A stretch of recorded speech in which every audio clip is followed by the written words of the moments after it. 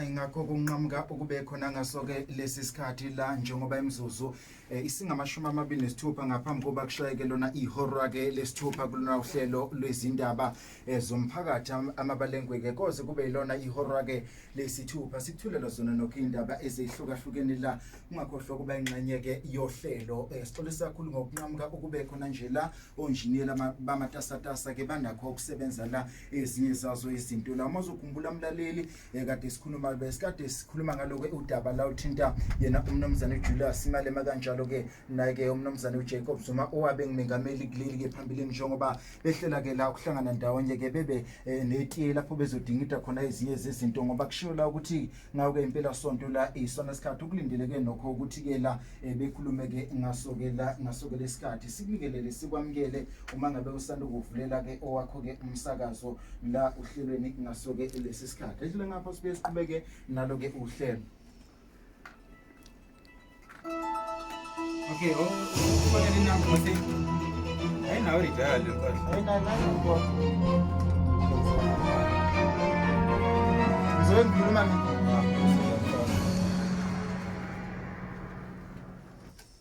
sikusona ke isigaba ke sesibili sohlelo lwezindaba ke zomphakathi amabalengwe ngasoke lesikhathi la njengoba soka sisiphinde sixhumane bukhoma naye la umhlazi wezepolitiki yena uProf uBhekile Ngomezulu esibheka lona lolu daba emva kwalokho sokwazi ukuthi ke sithathe khona ukuphawula kwakho ngalo ke lolu daba la uthinta kakhulu kuyena umnomzane uJulius Malema ke kanjalo ke naye lo wabe ngimengameli kuleli ke umnomzane ke la yena ke uJacob Zuma ke ngasoke lesikhathi imzuzu isingamashumi amabili nane ngaphambi kokuba kushayeke lona ihora ke lesithupha kulona uhlelo lwezindaba zomphakathi nethemba lokuthi dlakadla sesiyathulana kahle njengamanje Prof.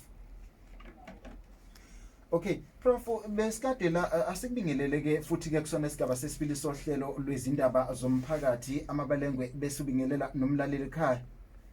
Yebo shenge asibingelele nafanele baba. Okay, dlakadla asigcinela sibheka udaba othinta kakhulu yena umnomzane uJulius Malema kanjalo ke nalo wabe ngimengameli kuleli umnomzane uJacob Zuma sibheka udaba lokuthi njengamanje basekhambe leli banga elingaka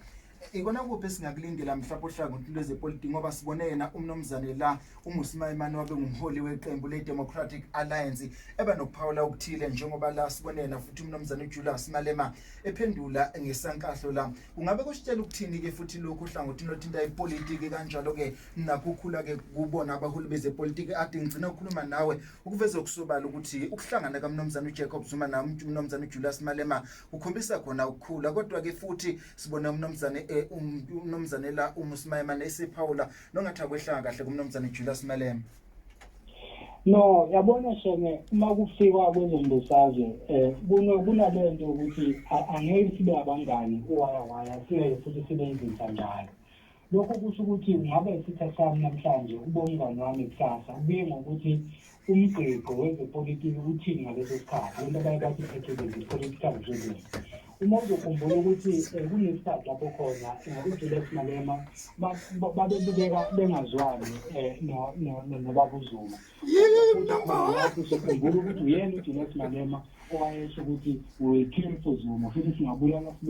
wonke umuntu ohlukumeza uZuma.